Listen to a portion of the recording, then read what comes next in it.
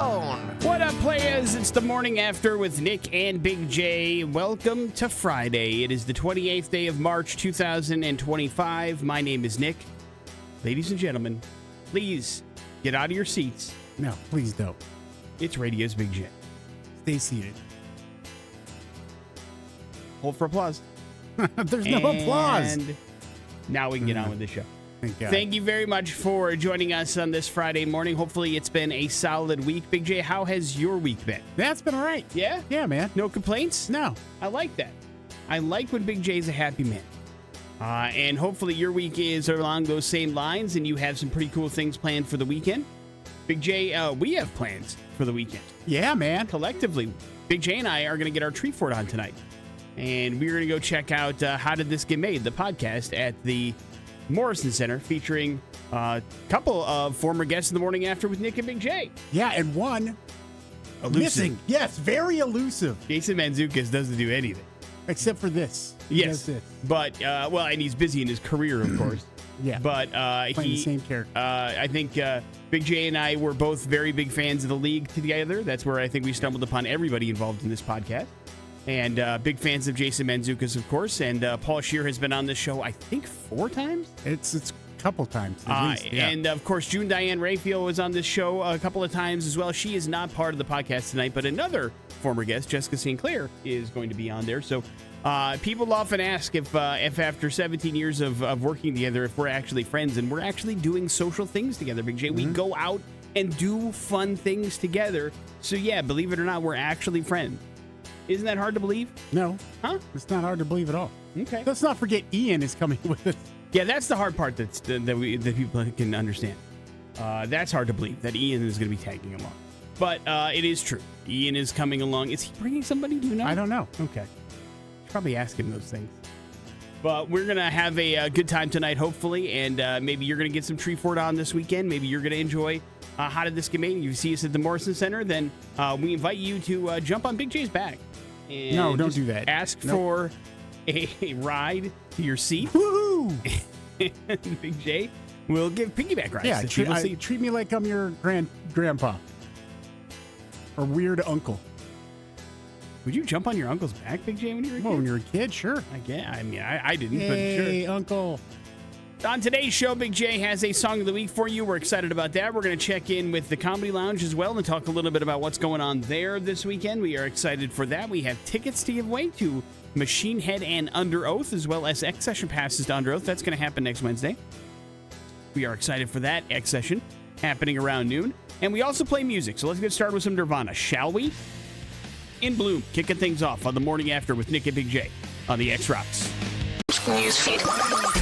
On the morning after with Nic and Big J. Meridian Police, Big J, and the Idaho State Police are issuing out some statements about something that is near and dear to your heart these days, and that is motorcycle safety, Big J. Oh, man. People, I tell you. Earlier this month, there have been 2 fatal accidents that involve motorcycle riders and occurred near the same intersection.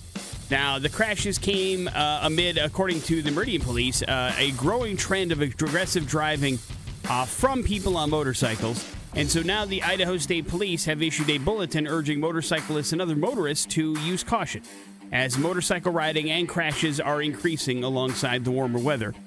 Of course, it's not an all-inclusive statement. People are very, very respectful, but they've seen an uptick of activity for motorcycles. Aggressive driving, speeding, racing, things of that nature, according to the Meridian Police Department. One of the biggest causes for crashes, including the 2 in Meridian, is drivers following the car in front of them too closely on the motorcycle. And they fail to use the right-of-way and distracted driving, also big accidents, or big factors in accidents in Meridian. According to the 2024 Idaho Transportation Department crash data for the Treasure Valley, there were almost 300 motorcycle crashes last year.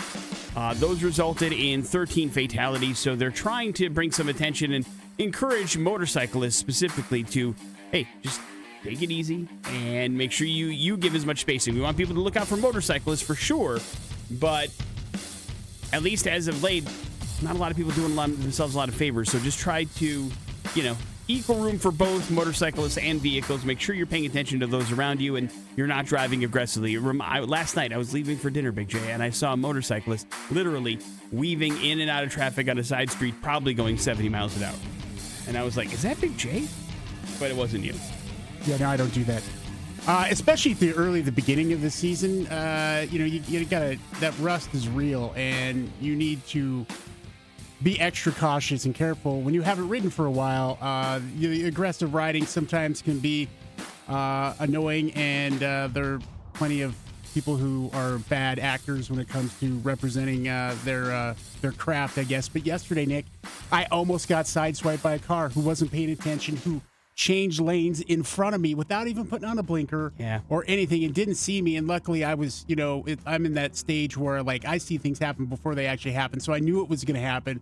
I backed off and I honked my horn. And that's when I realized, man, I need a stronger horn. Like the horn that comes on a motorcycle, it has to be replaced almost immediately for like a real horn. Like I want a damn air horn from a semi. Honestly, I didn't know motorcycles came with horns. What the hell? What? I don't. Well, I've never been honked at one, so that's probably a factor. I'll honk but you later. Did you drive it today? No. Oh, well, all right. Maybe later tonight. But the New York Yankees are once again the most valuable Major League Baseball team, according to Forbes. The club has broken the $8 billion mark, a valuation of about $8.2 billion. They're followed by the Dodgers, who are valued at $6.8 billion. Red Sox, $4.8 billion. Cubs at $4.6 billion. And the San Francisco Giants at $4 billion. Big J, if you had to guess, what is the least valuable Major League Baseball team? The Atlantic, the something A's? No. Because they're moving around and they're headed to Vegas, they're worth a pretty decent clip of money. The Kansas City Royals? Nope. Thinks a little bit further east and south. East? The Tampa Bay Rays? Close. The other team in Florida. There you go. The Miami Marlins, they are last among the teams. They're worth only, quote unquote, $1.05 billion. Disgusting. So even when you suck, you're worth $1 billion in Major League Baseball. Not bad, Big J. Not bad. Not bad. Hey, Hallmark Media and the NFL thought the Hallmark movie that they made about the Kansas City Chiefs around Christmas time worked so well that they're going to collaborate on another holiday movie. This one called Holiday Touchdown, a Bills love story. So who's gonna take up the mantle for this next season so that we have this in the third year? I'm sure NFL teams are tripping all over each other. But we need to find one of our stars to date another celebrity so that we can make this happen. Oh, you think that Josh Allen is going to be involved? Well, no, but I'm saying, what are the coincidences here? The Kansas City Chiefs did this the first year. Mm-hmm. That whole Taylor Swift, Travis Kelce thing was an inspiration for that. That is correct. You're trying to tell me that Josh Allen and Haley Stanfield isn't an inspiration for this? I don't know if they have as much cred as Why Taylor the Swift Buffalo does. Bills? Buffalo, New York is such a romantic place. It's not about romantic. So is Kansas City, for that matter.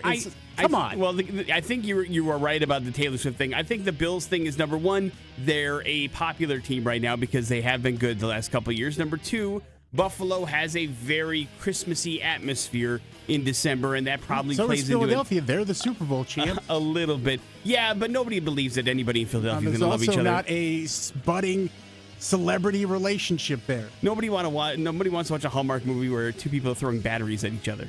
I disagree. I think people would be happy about that. They want to focus on the heart and the family and the Bills community spirit. They say another reason why they picked the Bills brand was because the fan base continues to be one of the most entertaining in the entire NFL. So it's going to be a mafia movie? I hope so.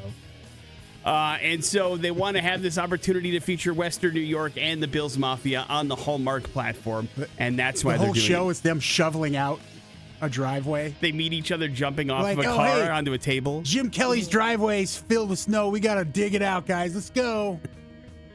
Morning After with Nic and Big J. There's your first round of important stuff. It is the X-Rock.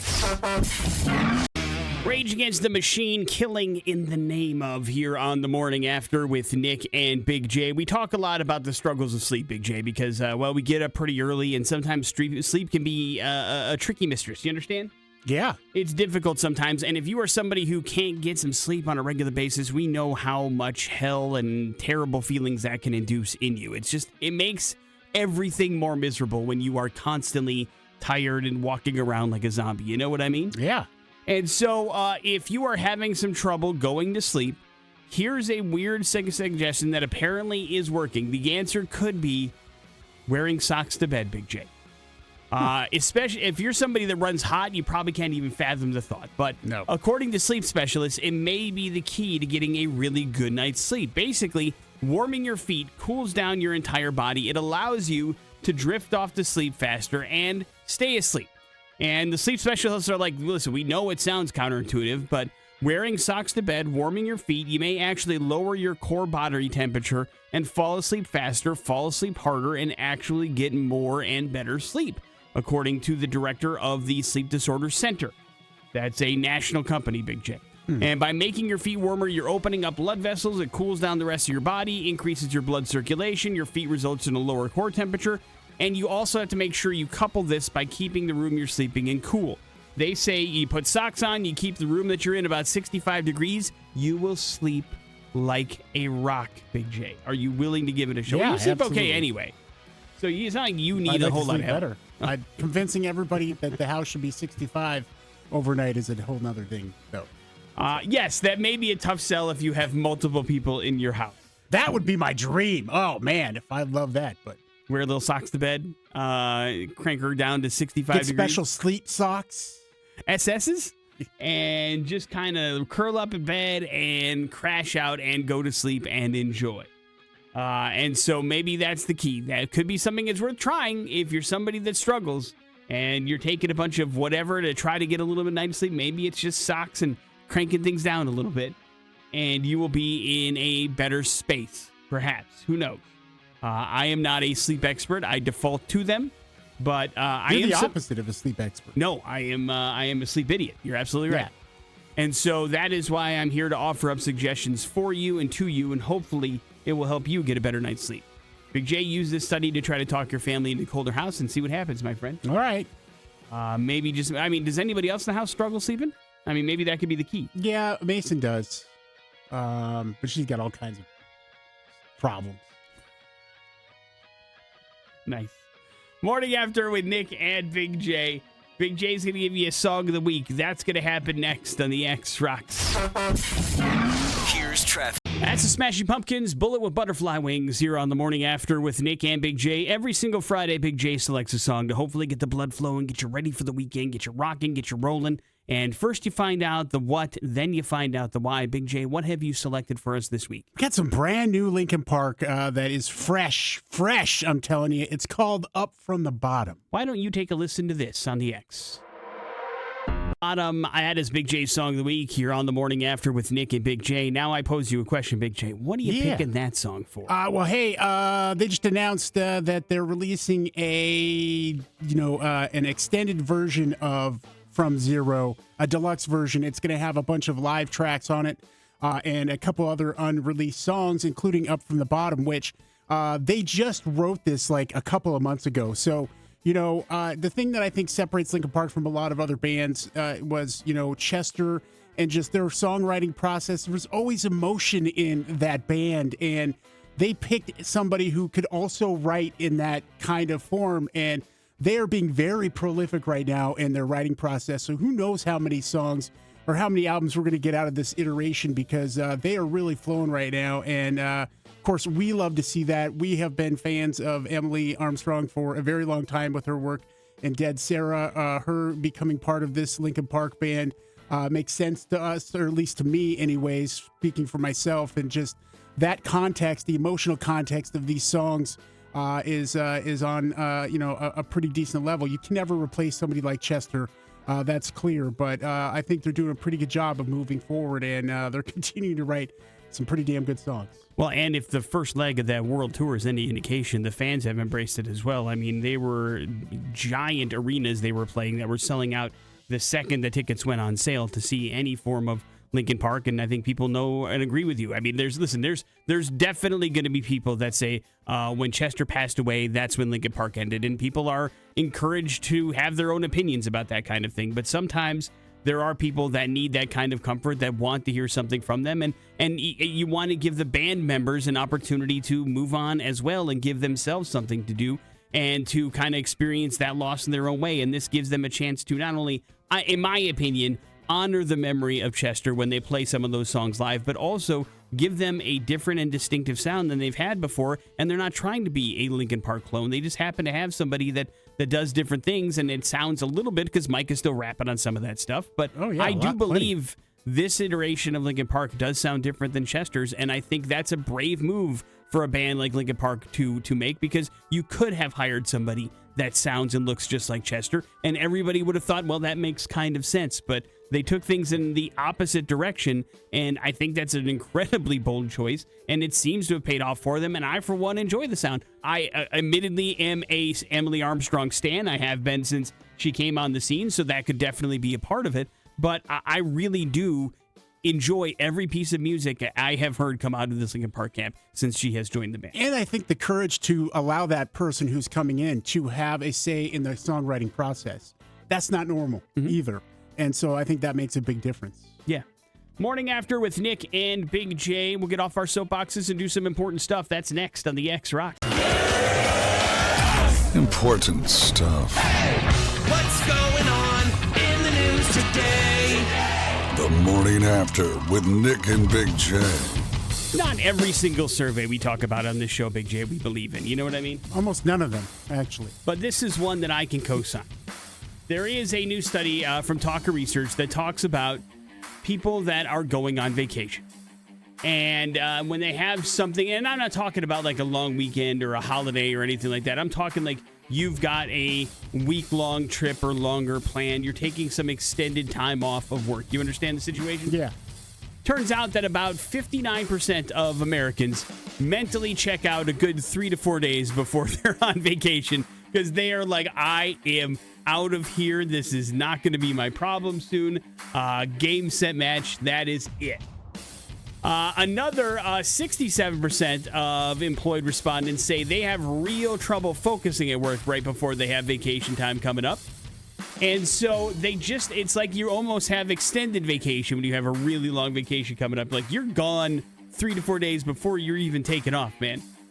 Now, a lot of that is because people are looking forward to it. But the other part of it is like, they have this vacation on the books probably because they're burnt out. Do you know what I mean? Yeah, they need a vacation more than you could possibly imagine. And so they're just like, that's how we are when we're going on vacation. It's like way overdue. Yes. And so it's like, God, I need to, before I have a full-on breakdown, I need to check out of this place. And so those 3 days or 4 days before you go on vacation are essentially like you're not getting much done anyway. You know what I mean? Yeah. Whether you're daydreaming about the vacation coming up or you're getting irritated that you have to be at work or whatever the excuse you want to use, odds are if you got vacation coming up, you're like, bro, deuces. I'm out of here in like 2 days. I don't have time for this bleep. Yeah. Sorry, suckers. So I'm out. Something to think about. I mean, I'm sure not everybody is wired this way, and I don't think I'm wired this way all the time, but man, there are days. You know what I mean? It's not on purpose. No, of course That's the not. thing. Of course not. Something will happen at work like 3 days before you're on vacation, and you just go, God, I cannot wait until I don't have to think about that. And then you're just that's Big J's problem. I can't wait. That's right. Next thing you know, you're staring off into the ether, just daydreaming and laying on a beach and just going, God, can you imagine the Big J gonna have to deal with this problem while I'm doing this? Oh man! And then it's like 3 o'clock, and you're like, I gotta get out of here. Stuff to do at home. Great. Big J, giveaways are being used by every single baseball team to boost attendance, and fans can expect some pretty interesting stuff at the gate. 2 teams are giving away some cowboy hats, Big J, and neither one is a team from Texas.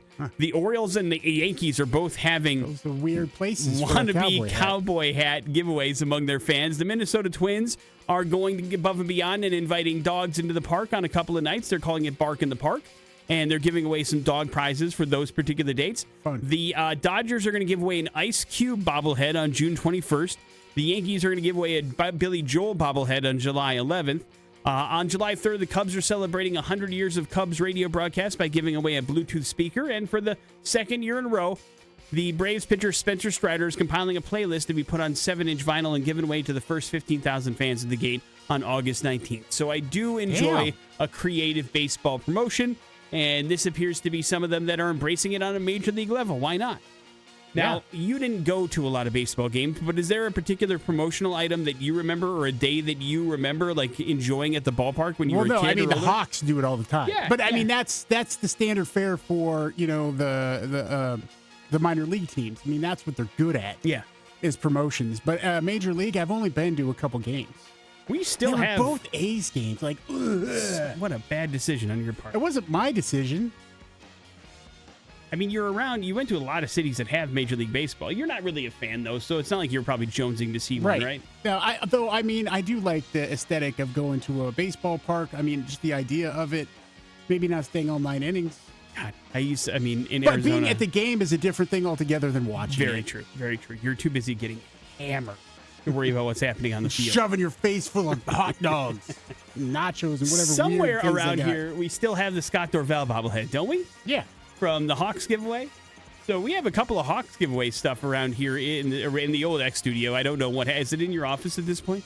It's not in my office anymore. Is it in the catch-all office closet? now, where we throw things that we don't want to keep in our eyesight any longer? Big J, rest in peace to After Midnight, the late-night talk show that was revived thanks to Taylor Tomlinson and saw a nice resurgence on CBS, is coming to an end after 2 seasons. The show, of course, started out on Comedy Central and ran successfully with Chris Hardwick as the host for a couple years when it was called At Midnight. And then they took that format and moved it over to CBS after James Corden left and created After Midnight with Taylor as the host. But she's been doing it for 2 years, and quite frankly, it appears to be Taylor's decision to step down, and they don't want to renew it without her as the host. She says that she has really missed stand-up in the time that she has had to be tied down as host of After Midnight. Of course, this is a daily talk show, so you are filming a whole bunch in advance and doing a lot of stuff. And while she says it's an experience of a lifetime, she's like, listen, I make a lot more money out on the road. I miss being out on the road. Yeah. I enjoy being out on the road. It's a little bit more important to my career and other projects that I want to do to not be tied down to a nightly talk show all the time. I'm not, she's also fairly young. She's not in her, I'm going to sit behind a desk my entire life kind of a job. Not that that's what After Midnight was, but you know what I mean.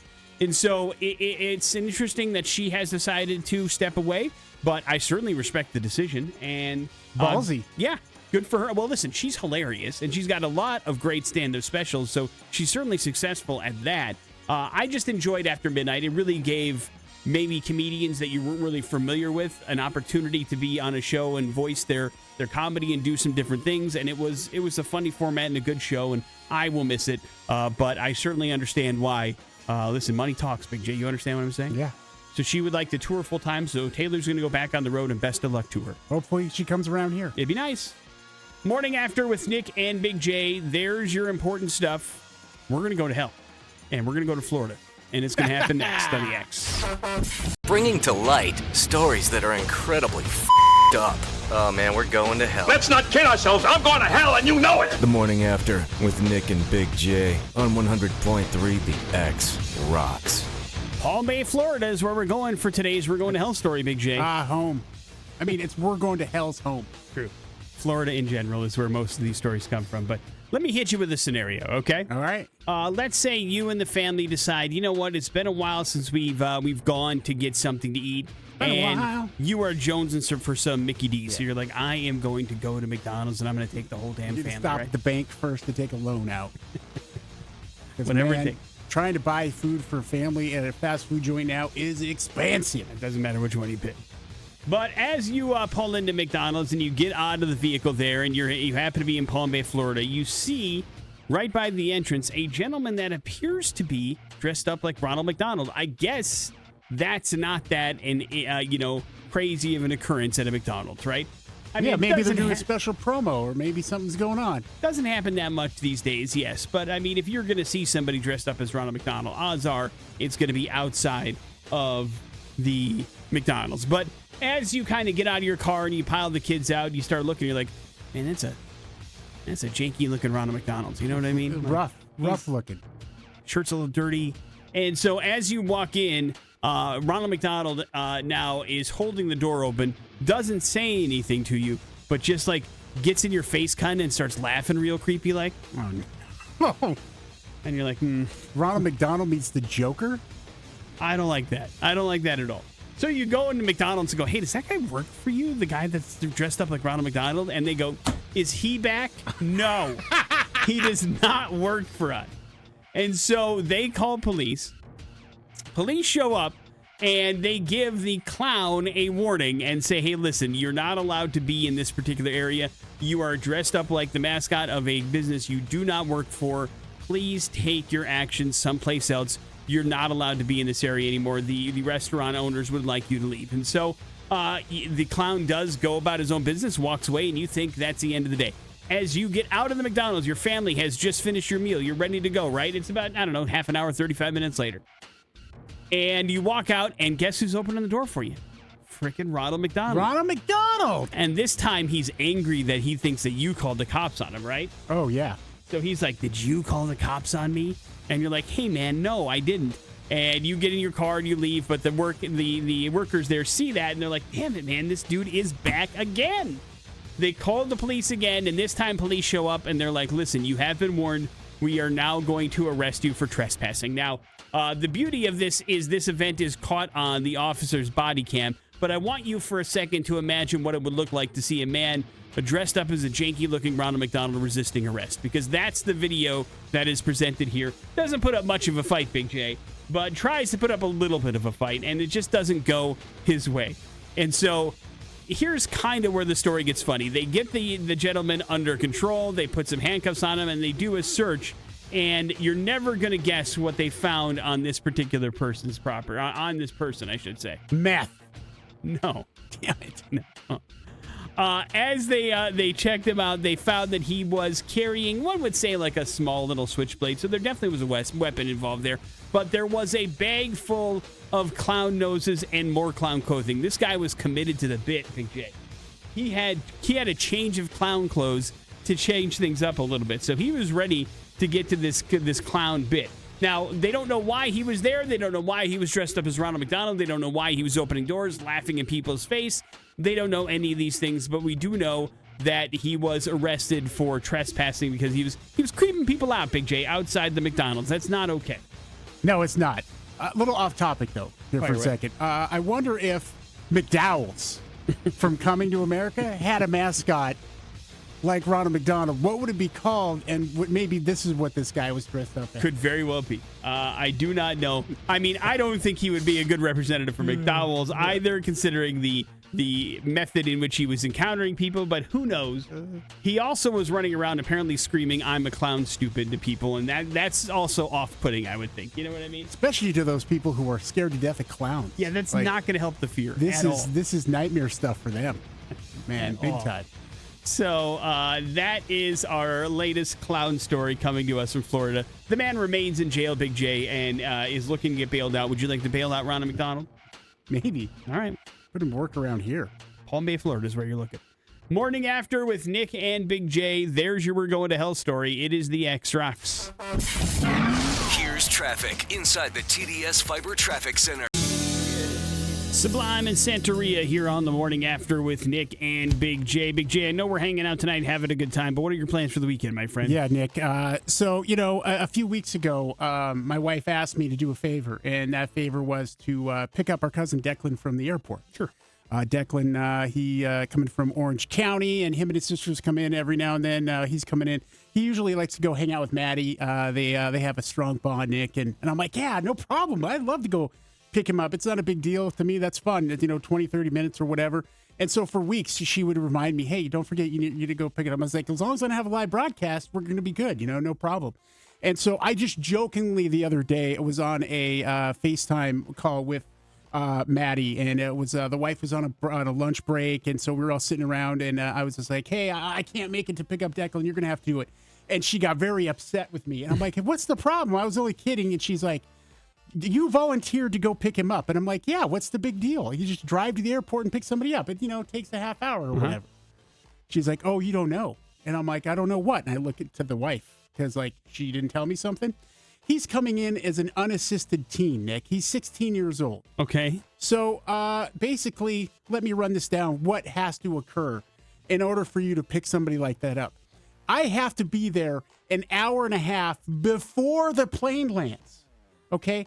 I have to go to this check counter. I have to tell them I'm picking up an unassisted child from the airport. They give me a fake boarding pass. I have to then go through TSA. Again, all before the plane has even landed, right? An hour and a half ahead of the plane landing. And then I have to wait for him. Generally, that person or those children are the last off. An attendant comes out. I then have to sign a piece of paper gaining custody of him. Sure. So they're not giving it to some rando. Yes. That makes sense. And then we go, and then we're talking 3 to 4 hours at least at this point. None of that conveyed to me, okay? None of that said, oh, by the way, there's a little extra here. It's just like, will you pick him up for the airport? Had no idea. I mean, this is a 4-hour thing, dude, that I'm set up for. And Maddie can't believe I volunteered to do it. And I go, here's the reason. I didn't know any of that. When he's flown in before? Yes. Unassisted? Yes, I think so. Who's picked him I don't know. It wasn't me. Not your problem. It wasn't that it's not my problem. And I'm like, fine, I would still do it because it's family situation, all that. But that's the kind of information, Nick, that is imperative that you should know beforehand when you agree to do something. And I told her, I go, you know what? You get an F. Your grade is an F. Giving the wife grades now. And both the kids were just, they thought it was hilarious because they didn't know. They didn't know that I didn't know about all this other business that has to take place. Now, an hour and a half. Plus, not only that, but I mean, you've never done this before. So what are the odds that this goes off without a hit? Yeah, you're sending me? Like, it reminds me of the Nate Bargatze bit about how, the school calls one of the parents, it's the husband. Who does that? You don't know anything. I don't know what's going on. Yeah. So that is going to be, that's how I'm going to spend my Saturday. It's Saturday? Okay. It's, he's coming in the afternoon too. So we're talking like 11 o'clock. I got to roll out to the airport. That's hilarious. Yeah. I look forward on Monday to hearing about how that went. Well, that shouldn't even be a part of we already have one grade segment. We don't need one for her. So. I'm not saying grade. I just want to know how that ordeal goes for you. And then here's the thing. So Declan is, he's 16, and I can just imagine the conversation, on the way back. It's going to be total silence. I'll say, hey, I'll try to make conversation with him. And it just... He's already aggravated that you're there. Yeah, it'll be uncomfortable as all get out, man, just because that's the way those sort of things happen. Make him call you new daddy. Morning Unky. After. Call me Unky. Morning After with Nic and Big J. Hey, there's Big J's weekend update. We'll find out how it goes on Monday. We got ourselves some important stuff and Pop Culture Smackdown on the way on the X Rock. Stuff. On the Morning After with Nic and Big J. Let's talk about weight loss, Big J. Oh, yeah, let's do it. Now, exercise, of course, can help you do that. But what if I told you the University of Mississippi feels like they have unlocked the secret to it? Yeah, is it Ozempic? No. I'm talking about, not using additional drugs to help you lose weight. Oh, okay. The University of Mississippi, of course, you could take this two ways. Number one, you could go, well, Mississippi, traditionally one of the most obese states in the United States of America. They need the research. You probably know what you're talking about. Or could it be, you could go, listen, if you know so much about people losing weight at the University of Mississippi, why don't you tell your people? And you could kind of dismiss it either way. But they found that if you couple time-restricted eating with exercise, that's going to lead to way greater fat loss than just exercise alone. They put together 15 different studies involving 30,000 participants and found those who combined exercise with TRE lost about 3 pounds more of fat compared to those with any meal timing restrictions. Interestingly, muscle mass didn't seem to be significantly impacted either, so this appears to be the best way for people to lose fat. Not just weight, but fat from their body, which is traditionally the most stubborn thing to go. You understand? Yeah. And so what they did is they found out that the most effective way to do it is what's called a 16-8 daily schedule. Big J, do you understand what that means? Yeah, I mean 16 hours, you don't eat any food. You fast. And then for 8 hours, you can eat. Now, TRE may also reduce caloric intake. Eating during the day may better align with the body's natural biological rhythm. So those 8 hours, you're awake during the day might be the best way to do it. And it's not talking about eating for constantly 8 hours, of course. It's a window in which you can eat. 100% correct. And this is the way that you couple it with daily exercise. And next thing you know, you're dropping lbs, you're dropping pounds, you're dropping fat, you're looking good. People are like, damn. Is he on Ozempic? You go, nope, I'm on TRE, bro. They go, where do you inject that? No. I don't know. There must be more to this. I mean, look, I'm looking at somebody over here who, for a while, would only eat one meal a day. I still only eat one meal a day. So I don't know how accurate this could be. Well, keep in mind, I'm not exercising daily either. So there's also... You get up and walk around. One would argue me walking to the studio and my desk would not be sufficient exercise. At these weight levels, it is. It is exercise. Well, then do better, me.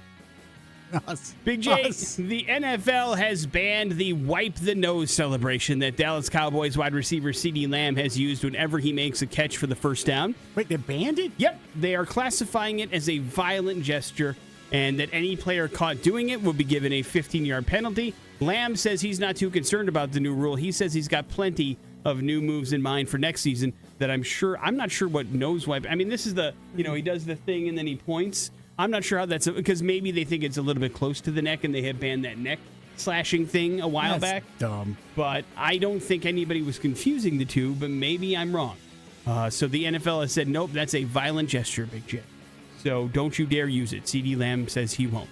So there's that. They just come up with another semi-weird looking... I mean, it's a weird celebration anyways. Listen, wiping your nose. All celebrations are weird looking. I don't care what you want to call it. They all look weird. But it does. I mean, it's what makes the NFL, interesting and creative and fun, and the players enjoy it. But I mean, when I see it, I'm like, listen, the gritty looks weird to me. You understand what I'm saying? So what are we doing? But it's not a violent gesture. So that's the way that all comes together. And I guess that's what they were concerned about. Big news out of the Sundance Film Festival. Since its inception, Big J, it has been a part of Park City, Utah's DNA, but it's moving. Beginning in 2027, it will now be part of Boulder, Colorado's DNA. The decision came after a search for a new location in 2024. They considered other places like Salt Lake City, which kind of makes sense because it's close to Park City, and Cincinnati, of all places. But the festival aims to center in downtown Boulder, utilizing various theaters and venues, including the spaces at UC Boulder, and that will be the new home of the Sundance Film Festival in Boulder, Colorado. I feel like the moment has kind of passed at Sundance, but, me being the movie fan that I was, it was always a dream of mine, and I was really close to Park City, and I never made the trek to go check out Sundance, and now it's a little too much, and I don't think I would have as much fun anyway, but it was kind of one of those things where I'm like, man, one day I'd like to go to Sundance, but I never made it happen. And now that it's Boulder, I'm never going to go. Screw Sundance. We got the Sun Valley. That's right. Film Festival. Remember when we were going to cover that one year? We talked about maybe going out there and doing a whole bunch of stuff out there. Yeah, we were supposed to sit down with Clint Eastwood. Yeah, and then you remember we couldn't find a place to stay. Because the cheap bastards around here won't pay for something for your top earning morning show. Nobody wanted to pony up for us to stay in Sun Valley during the film festival. Morning After with Nick and Big J. There's your important stuff. We got your Pop Culture Smackdown. It's next on the X Rocks. Pop Culture Smackdown. Right. On the Morning After with Nick and Big J. Yeah, we got a great prize package here for you. Morning After style. Talking tickets to a couple shows happening next week. Machine Head happening at the Rev Center, and the next night you've got some Under Oath action also at the Rev Center. Both of these, the Under Oath guys are coming in for an X session, and you will get to come to that as well with a guest. It will be very, very cool. All this can be yours if you can beat Nick in Pop Culture Smackdown. The phone number is 208-287-1003. That's the number that you need to call if you'd like to take a stab at playing some Pop Culture Smackdown this morning for this beautiful, wonderful, and hard-to-get prize package. Big J will ask the questions. Hopefully you get a couple right and I get one wrong. If that's the case, then boom, next thing you know, you are the winner. To the phones we go. Hello, the X. Hello? Hey, what's up, man? What's your name? My name's Aaron. All right, Aaron, you're up first. Good luck. What was Mary Poppins' occupation? Was she a nanny? Nanny. Okay. Right. There you go. Good job. Nick, in the 1980s, BMX movie Rad starred Lori Loughlin, Bill Allen, and Olympic gold medalist Bart Connor. What sport did Bart Connor win 2 gold medals in? He was a gymnast. There you go. He was a gymnast. Right. Good job, dude. You're welcome. For 1 week, this ocean predator gets its own special on Discovery Channel. Shark. That's right, Shark Week. Nick, in the show The Office, what was the name of the annual employee awards night? I mean, this is a season 1 episode. It's recursive throughout the entire Does it? series. Yeah, I watched it through once. I don't have a lot of retention from it, but it's like the Dunder Mifflins or the Miffleys or something like that. I'll say the Mifflins. The Mifflins is not correct. Wrong. You're real close, though. I know. What is it? The Dundies. The Dundies. Right. I picked the wrong word and leaned into You it. picked But the wrong dumb word. congratulations, Aaron. You've got tickets to go check out Machine Head, and you're going to go check out Under Oath as well. You're invited to the X session next Wednesday, happening at noon with a guest. Hang on 1 second, dude. We'll get you all the details. Make sure you're all set and good to go there. Morning After with Nic and Big J. It's the X Rocks.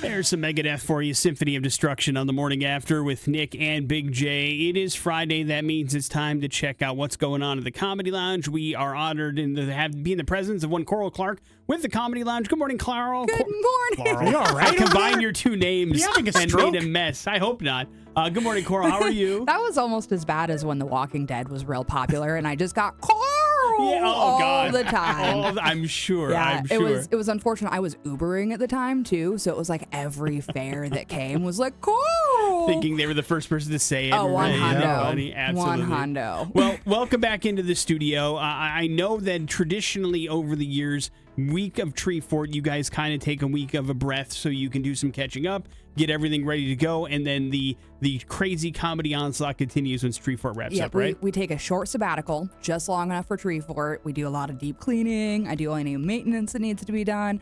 Last year, I had to do a bunch of surgery on my Sankeys and my tab coolers, so that was fun. But fortunately, all's been good in the hood. So we're really looking forward to coming out of this, and we're going to be hitting it hard. So Wednesday, April 2nd, we've got Musical Mondays coming in. They are a musical improv troupe. So, I mean, they will create these just fun and wondrous songs right in front of you. Incredible. With all of your input. So it's a crowdsourced song, which is always fun. And then not like the weekends are still going to be packed as well. So that Saturday, following Musical Mondays, so not this Saturday, but next Saturday at a Tree Fort, we've got Jenny Zagrino coming in. She's got 2 shows, 6 p.m. and 8:30. And she's an East Coast comedian. She's been through a couple times. I laugh my butt off every time. Like, she gets me. Yeah. Yep. And then, we've got something for everybody. So not only do we have musical comedy, we've got female lineups. We also have an all Spanish show coming up. It is Luis de Alba. He's going to be here on April 12th. That's a 7:00 show, so 6:00 doors. And that's all Nice. Spanish, and he is like a legend He in is the a Mexican legend. comedian Yeah. community. I mean, like one of the biggest comedians in the country. It's a pretty big deal. He's just about sold out. So if you're thinking about going to that show, get your tickets now because there will not be seats available. Yeah, you have a ton of things lined up, and I've noticed that as we talk about the eclecticness of the lounge, that continues because the comedy's coming up, but you're still booking musical guests and all sorts of different things, and you have dance nights there you got adult prom coming up, so Yep. There's always really cool things. It doesn't matter kind of what you're into, you're going to find something that's in your wheelhouse there at the Comedy Lounge for sure, because there's a lot of comedy, there's no doubt about it, but there's other events and really cool things that happen throughout the year in the calendar. There's also community events. We've got the Ethereal Bazaar coming up. That's going to be April 13th. I think it lands on a Sunday. And that's a local makers market. So, I mean, if you're making something, like there's a bunch of booths available, and you find the greatest stuff. Most of my earrings at this point have come from that bazaar. That's awesome. Also, most of my soap. Like, it is the best place to get super high-end fancy soap for a relatively decent price. You're not going to be paying Whole Foods and co-op prices on there, which is really nice. So if you want a complete list of the lineup of events that are coming throughout the upcoming months, and the lineup is changing obviously constantly as well, make sure you bookmark loungeboise.com. That's where you can check out everything. You can buy tickets in advance. advance, we certainly recommend that you do that. But you can see the ever-changing lineup and all the cool things that are happening, because I know the booking never stops, and any of that never stops around there. And we do still have some dates. So if you've got some birthdays coming up or some sorority formals or anything like that, we are available for rent. So go to our website, loungeboise.com. We're happy to help. Check it all out there. That's where you need to find it, and grab your tickets for the great upcoming events. And Coral, as always, thank you for coming in and joining us. We Thanks for appreciate having it. me. Of course, Morning After with Nic and Big J. We got an inflation domination coming up, as well as some headlines on the X. Here's Happened. Really? It's headlines on the Morning After with Nic and Big J. Headlines are as follows. Nice, bro. Eat 'em up, and everything is fine. Eat 'em up. 71-year-old Donald Groski has eaten an average of 600 Big Macs a year since the year 1972. In total, he's had around 35,000 of the iconic burgers. So, how's his health, man? Pretty bad, probably. Blood sugar's great. Diabetes. Cholesterol has been exceptionally good. The Big Mac lover credits his clean bill of health to his 6-mile walks every day. He also avoids adding fries to his McDonald's meal. However, he does not encourage others to follow his diet. He says, listen, I don't think it's for everybody, but for me, eating Big Macs every day has been really nice with no side effects whatsoever. Now, most medical advice states that consuming large quantities of fat and salt increases heart disease risk, but he appears to be okay. Maybe he combats that with walking 6 miles a day. That, or That's maybe a lot. He's got a great metabolism, and there's all sorts. There's a lot of factors that go into things like that. But I'm just trying to figure out, listen, you add up the amount of fast food that you have had, it's probably a lot over the years, right? I don't want to think about it. Exactly. So, at what point do you go, I'm going to start keeping numerical total of how many of these Big Macs I'm eating? You got to fudge the numbers. Yeah, it's like a commitment to the bit that's a little bit too much. I'm not sure when you're like, man, I'm knocking out 2 or 3 of these a day. I got to start keeping track of it. But apparently he has been. Nice, bro, or everything is fine. Everything is fine. Londoner Gareth Jenkins was working in his garden when he discovered 15 zombie spiders beneath his deck. The insects were covered in a white material but was still capable of moving. After posting photos online, Jenkins learned that the spiders had been infected with some sort of fungus, and that even though they were dead, the fungus infects the brains of the spiders and uses their body to spread, and then the fungus controls the exterior motion of the spiders. And he became suddenly more horrified than anything else. He's like, oh my God. How do we kill them? I wanted to burn my whole house down after finding zombie spiders underneath my deck. That can't be good, right? No. Also, what is this fungus that controls things after they die, Big J? That doesn't seem like it's good either. It's been around a little bit. Has it? Yeah, I've heard about it. What do you know about it? No, that it's a fungus that keeps things alive after they're dead. I know, but I just said that. Yeah. I mean, that's all there is to it. It doesn't. It sounds like it's what's basically The Last of Us, the video game, bringing things into life, and I don't like it. I'm going to go on the record. I don't want to. I don't want to come in contact with the zombie spiders. No, thank you. Yeah, I mean that would be move immediately. He's right. Burn the place down. Yep, it's garbage now. It's their place now. That is their house. We'll wrap it up with nice, bro. A New Jersey police chief has been accused of creating an Animal House-like atmosphere at work, Big J. Yes! 5 officers working under Chief Robert Farley have filed notices to sue him after a variety of pranks, including watching the chief defecate on the floor, shaving his body hair and then placing it over people's property and food, using racial slurs, jabbing a fellow officer in their privates with a hypodermic needle more than once. What? This is not the office. It's the Animal House I saw. Yeah, I don't remember that either. He enjoyed spiking other officers' coffee with Viagra and forcing officers to do his child's homework. Bro. Dude, that's a hostile work environment. That is toxic. Officers say they've been subject to retaliation for complaining and that Farley denied them promotion and then decided to send sex toys to their wives at home. Oh, that's some bad. Officials involved say an investigation is underway, but that is... I guess we're getting disparaging kind of reports about that, so who knows? But these are all the things that he's been accused of, but nothing has been done so far. So far, he's still in charge of that particular department, which seems like it's like, man, listen, no offense, multiple times sticking a hypodermic needle in your privates? What's going on? Dude, the Corsican brothers over here? Even that wasn't happening in that movie. That sounds like a terrible place to work, Big J. I do not recommend that. for the record. Yeah. Morning After with Nic and Big J. You are officially up to date on everything. We got your bad impressions. They're next on the X Rocks. I'm not impressed. On the Morning After with Nic and Big J. Yeah, and here's where we hook you up with an awesome Morning After prize package. We're talking tickets to Machine Head, which is next Tuesday at the Rev Center. We'll get you tickets to Under Oath, which is Wednesday of next week at the Rev Center. Also, Under Oath coming in to play a couple acoustic jams for us during what we call an X session.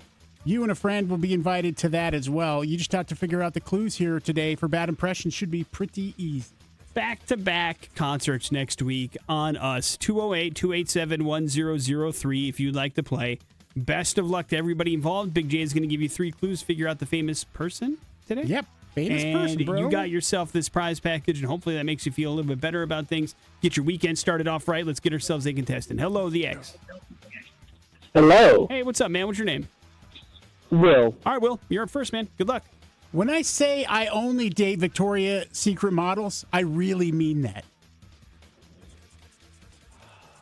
Not sure. All right, we got more clues here for you. Could be anybody. I've played some real-life people like Howard Hughes, J. Edgar Hoover, and Jordan Belfort. Leonardo DiCaprio. That is right. Great job, Will. Hang on one second, dude. We'll hook you up with everything that you need. What was clue 3 for fun? Playing roles in Tarantino movies is always a challenge, like Django Unchained and Once Upon a Time in Hollywood. And why is Mr. Leonardo DiCaprio in the news? Well, he's got another big movie coming out, Nick, One Battle After Another, and the trailer just dropped. And here's the thing. In order to for Leonardo DiCaprio to start his own YouTube channel, so now he's got his own YouTube channel. Oh, okay. They released the trailer on his YouTube channel.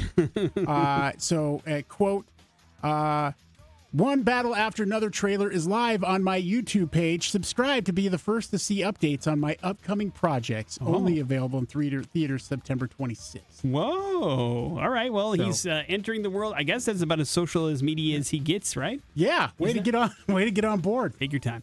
Now, did you watch the trailer for this movie? I haven't yet. Okay. No. You are, I believe, very mixed on Paul Thomas Anderson movies. Is that correct? I mean, I feel like I get him mixed up with Wes Anderson.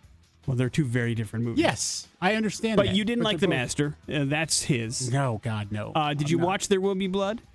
Yes, I eventually did. Did you enjoy that? Yeah, okay. It was good. Did you like Boogie Nights? Loved Boogie Nights. Okay, Boogie Nights is a fantastic movie. But it's movie. about porn, so. Okay. Did you like Magnolia with Tom Cruise? Yeah, I mean, it was okay. Okay. Well, this one, like I said, I'm guessing you probably didn't see Inherent Vice or Licorice, whatever it's called. No, I did. And so, he's kind of hit and miss. I enjoy most of his movies. I did watch this trailer, and I was struggling to wrap my head around it. Yeah, because it looks one of those like just super weird kind of movies. Mm-hmm. That definitely Leonardo DiCaprio is some sort of spy that's trying to get his daughter and his granddaughter back, and nobody's tried to help him do that, and we don't know what kind of condition they're in or where they have gone. And it's definitely like it almost looks like I can't understand what era it takes place in, because Leonardo looks very 70s, but then like there's payphones involved, but then there's other things that happen that don't make it look 70s, and I'm like, I'm trying to wrap my head around what this movie is. But I guess we'll find out. Maybe I'll check out the YouTube, Leonardo DiCaprio's YouTube page now. You're going to have to if you want to watch the trailer. Say, hey, I'll tell you what, follow the X's YouTube page, and we'll follow you, buddy. Okay. You want to do a quid pro quo? Yeah. See what happens? Yeah, I'll see what goes down with that. Morning After with Nick. Yeah, I don't know if you're his style, Big J. You might need to be a little bit hotter for him to follow you. Morning After with Nick and Big J. We will wrap up the show here next on the X. Nick and Big J. That's House on Sand, Nothing More. Eric of I Prevail throwing up in there as well.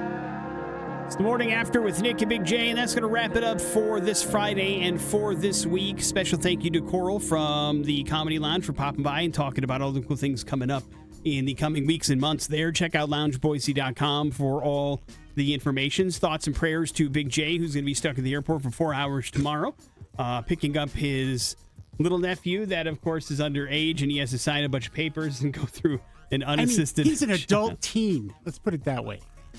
Like, well, he's almost 17 years old. Yeah, that's the part. Still a teenager. He doesn't have to go in this form of travel, which is what's hilarious. Is it the parents that are making him do it? It's Kylie, mostly. Oh, wow. Because if the flight gets diverted or something, then there's ways to take care of him. Hey, Uncle Big J, it's me, Colton. I'm in Denver. So yeah, I understand that. So make sure you fill out all the forms correctly and sign where you need to sign and pick up your nephew so that all goes Sign well my life away, this probably. weekend.